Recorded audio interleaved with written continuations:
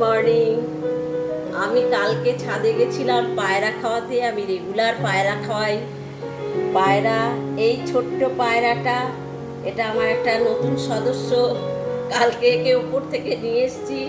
ভালোই হয়েছে। আমি একা একা সারাদিন কাজ করি, তার মধ্যে এও আমার একটা ছোট্ট বন্ধু হলো। যতদিন না এ বড় হচ্ছে, হাঁটতে চলতে শিখছে, ততদিন আমার কাছে থাকবে।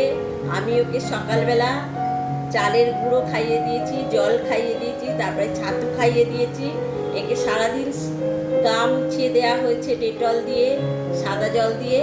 এ অনেকটাই চরক্ষ হয়েছে, ভালোই হাঁটতে পারছে। ওপরে দিয়ে এসছিলাম, কিন্তু ও কিছুতেই কোথাও যাচ্ছে না। অন্য অন্য পায়রা, প্রচুর পায়রা আসে আমার বাড়িতে, 100-150, তারা সব খেয়ে চলে গেল, ও কারোর সাথে গেল না। তাই জন্য ও না খেয়ে মরে যাবে বলে আমি আবার নিচে নিয়ে এলাম।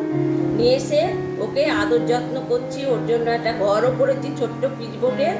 আপাতত আমার কাছে থাক। যদিও বড় হয়ে নিজের থেকে চলে যায় ভালো, আর না চলে যায় তো আমার কাছে থাকবে, ভালোই হবে। আমার একটা সঙ্গী হলো। সারাদিন একা একা কাজ করি তো ভাল লাগে না। অতএব আমার একটা ছোট্ট পায়রা।